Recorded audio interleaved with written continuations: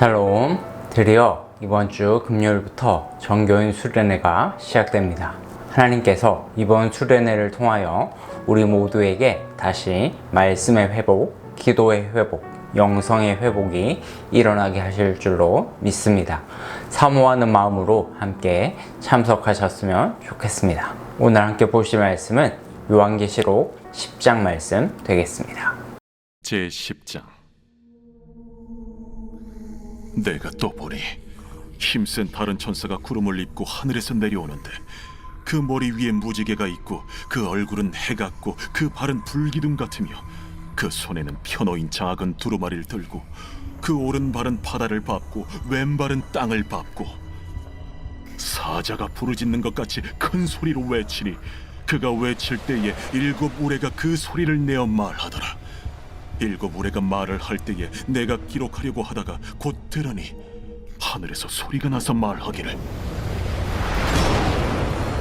7 우레가 말한 것을 인봉하고 기록하지 말라.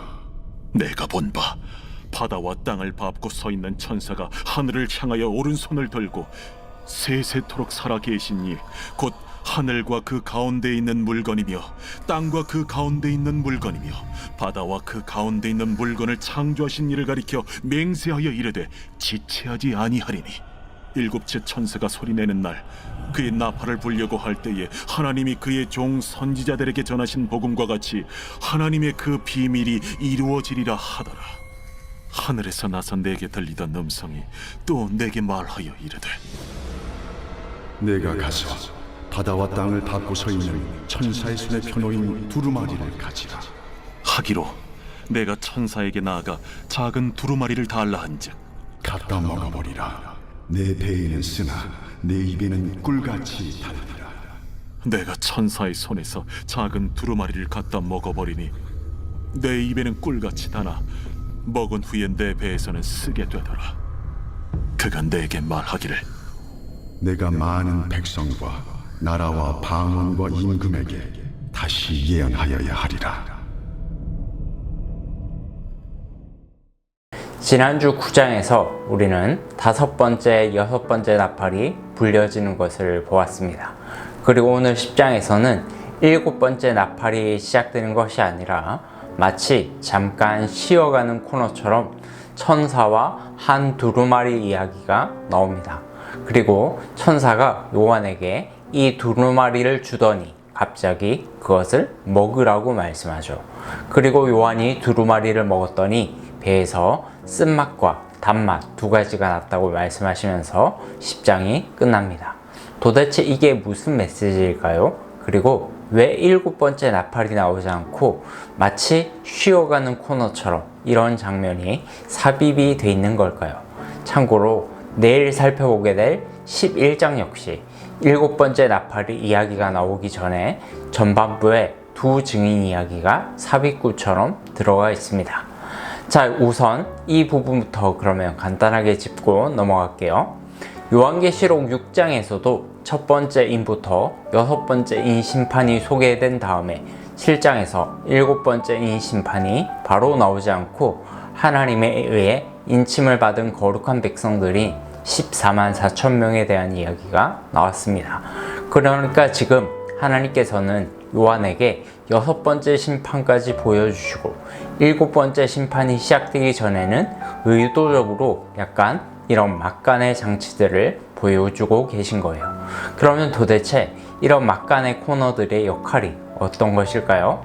이것은 진노의 심판 가운데서도 하나님의 궁극적인 관심이 성도와 교회에 있음을 수시로 확인시켜 주시고 위로해 주시기 위함입니다. 그래서 여러분, 요한계시록을 읽을 때 자꾸 무섭다, 두렵다 라는 생각으로 대하지 않으셨으면 좋겠습니다. 요한계시록이야말로 성경의 모든 책들 가운데 가장 큰 위로와 소망과 확신을 주는 책이라는 것을 믿으시기를 축복합니다. 자, 그러면 이제 본격적으로 10장 본문으로 들어가 보도록 하겠습니다. 1절 함께 볼까요? 내가 또 보니 힘센 다른 천사가 구름을 입고 하늘에서 내려오는데 그 머리 위에 무지개가 있고 그 얼굴은 해 같고 그 발은 불기둥 같으며 내가 또 보니 라는 말은 요한이 7번째 나팔과는 별개로 다른 환상을 보았다는 말이에요. 이번에는 힘센 다른 천사를 봤어요. 그런데 그 천사가 마치 구름을 옷 입고 하늘에서 내려오는데 그 머리 위에 무지개가 있고 얼굴은 해 같고 발은 불기둥 같다라고 묘사하고 있습니다. 성경에서 이런 표현들은 신적인 권능을 묘사할 때 쓰는 말들이에요. 장차 예수님께서는 재림하실 때 구름을 타고 즉 구름을 옷 입고 내려오실 것입니다.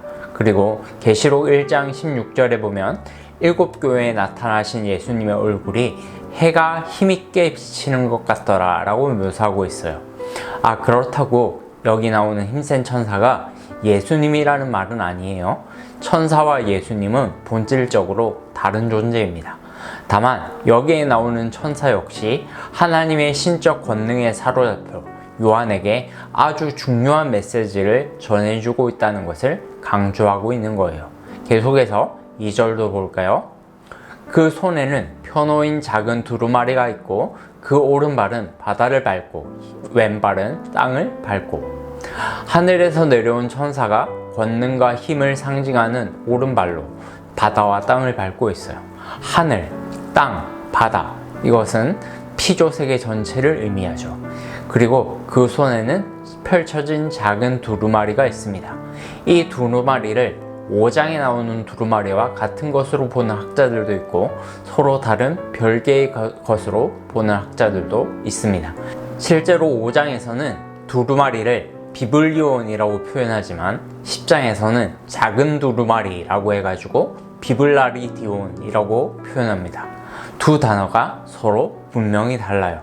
특히 5장의 두루마리는 7인으로 봉인되어 있는 반면 10장의 두루마리는 이미 펼쳐져 있다는 차이도 있습니다.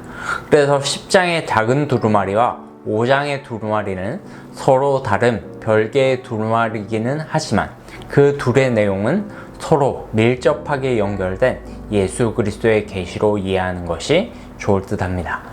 바로 심판과 구원이라는 하나님의 거대한 구원 계획을 담고 있는 복음의 비밀인 것이죠. 7절 말씀 한번 볼까요?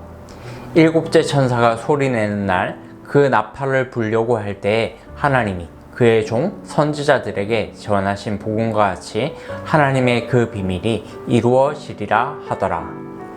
이제 7째 나팔을 천사가 불면 이 세상을 향하신 하나님의 복음의 비밀, 즉 영원하신 구원의 계획이 다 성취될 거예요. 그리고 8절에서 요한에게 하늘에서 음성이 나서 이르기를 바다와 땅을 밟고 서 있는 천사의 손에 펴놓인 두루마리를 가지라 라고 말씀하죠. 요한에게 이 영원하신 하나님의 구원 계획이 담겨져 있는 이 두루마리의 말씀을 위임하시겠다는 거죠. 그리고 단순히 이 두루마리를 가지는 것으로 끝나는 것이 아니라 아예 먹어버리라 라고 말씀합니다. 9절 말씀 함께 읽어볼까요? 내가 천사에게 나아가 작은 두루마리를 달라 한즉 천사가 이르되 갖다 먹어버리라. 내 배에는 쓰나 내 입에는 꿀같이 달리라 하거늘. 두루마리의 말씀을 갖다 먹는 것을 당연히 문자적으로 이해하시면 안 되겠죠? 네, 이 말씀은 두루마리에 적힌 이 내용을 완전히 소화하라는 것입니다. 그런데 이 두루마리에서 두 가지 맛이 났어요. 단맛과 쓴맛이 바로 그것이죠. 사랑하는 여러분, 하나님의 말씀이 씁니까? 답니까? 둘 다 있습니다. 우리가 잘 부르는 찬송가가 있죠. 달고 오묘한 그 말씀, 주님의 말씀은. 그리고 또한 시편 119편 103절에 보면 시인의 유명한 고백이 있죠. 주의 말씀의 맛이 내게 어찌 그리 단지요 내 입에 꿀보다 더 다니이다. 아멘. 사랑하는 여러분, 하나님의 말씀은 분명 우리에게 꿀같이 달콤한 생명의 말씀인 줄 믿으시기 바랍니다. 그러나 한편으로는 하나님의 말씀은 쓰기도 합니다. 내 배에서 쓰리라 라는 말은 그만큼 이 말씀 때문에 마치 창자가 끊어지는 듯한 고통이 밀려올 때도 분명히 있다라는 것입니다. 어떤 경우에 그렇습니까? 예레미야 선지자 같은 경우가 바로 그런 경우예요. 예레미야 선지자는 고국의 멸망을 예언해야 했습니다. 좋아서 했겠습니까? 이것이 말씀을 전하는 자의 숙명인 것입니다. 11절에서 하나님은 요한에게 이런 사명을 주십니다. 11절 같이 한번 볼까요? 그가 내게 말하기를 내가 많은 백성과 나라와 방언과 임금에게 다시 예언하여야 하리라 하더라. 이 말씀의 단맛과 쓴맛이 나는 하나님의 말씀을 들고 너는 모든 족속과 방언에게 다시 전하라 라는 것입니다. 곧 예수 그리스도의 십자가 구원의 복음과 이 복음을 거부하는 자들에게 부어지는 하나님의 심판, 진노를 전하라는 거죠. 하나님의 심판을 전하는 것은 듣는 자들에게도 쓴 것이지만 그것을 전하는 자들에게도 고통입니다. 누가 심판을 전하고 싶어 하겠습니까? 세상의 모든 목회자는 강단에서 좋은 말만 하고 싶어 합니다. 성도들이 부담 느끼는 걸 전하기 좋아하는 목회자 아무도 없어요. 인간의 말을 전한다면 좋은 말만 전하면 됩니다. 그러나 하나님의 말씀을 전한다면 쓴맛이 나는 말씀도 전해야 하는 겁니다.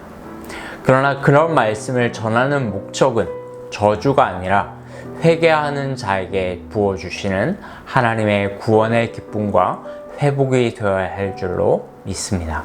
사랑하는 여러분, 마지막 7번째 나팔이 불려지기 전에 어떻게 해서든 사람들을 돌아오게 하시려고 요한에게 이 말씀을 먹이시면서까지 온 족속과 방언과 백성에게 예언하라고 하시는 하나님의 마음이 느껴지십니까? 오늘 이 하나님의 마음을 달라고 기도하시며 여러분이 가는 모든 걸음마다 하나님의 하나님 되심을 선포하는 복된 하루 되시기를 주님의 이름으로 축복합니다.